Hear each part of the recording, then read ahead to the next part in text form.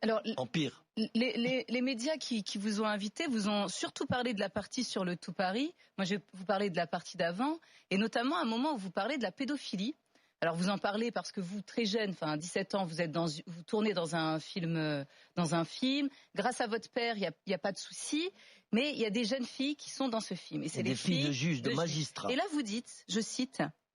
Il savait que ces deux magistrats profitaient de leur impunité pour se livrer à toutes sortes d'exactions, parce qu'il était intervenu comme médecin pour réparer quelques dégâts chez les petites victimes. Tout à fait. Donc là, on est en train de parler de réfection d'hymen, on est en train de parler de quoi? Et on parle de pédophilie et de viol sur petites filles, c'est ça l'idée? Vous voulez vraiment en parler? Oui, je veux vraiment en parler, ouais. Ben oui, c'était viol. Alors, un des magistrats qui était président du tribunal de Tanger, c'était une grande personnalité, à l'égal de mon père, qui était le médecin-chef de la province. Mettez-vous devant le micro, Gérard. Oui. La médecine, c'était mon père qui l'a dirigé, qui chapeautait tout. Et ce président-là, il avait 8 esclaves chez lui. Des petits esclaves de 8 ans à 13, 14 ans. Et il les violait quand il voulait. Voilà. Et quand il faisait trop mal et tout, il appelait mon père. Quand il y avait des points de suture à faire, il appelait mon père. Mon père venait. Mon père venait lui-même personnellement pour que les infirmiers et tout ne le sachent pas.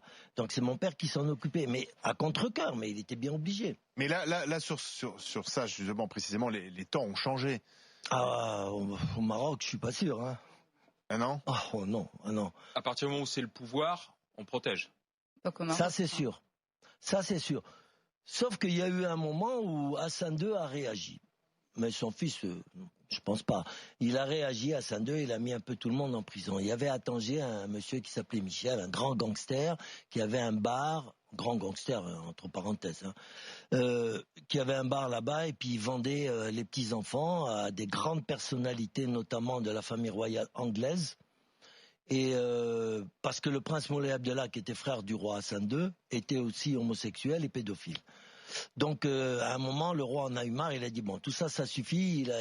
Il a renvoyé son propre frère qui avait violé 6 enfants et qui les avait fait tuer à Rabat, d'accord. Il l'a viré du Maroc et il s'est installé en Belgique. Le Moulay Abdellah, qui est mort du sida.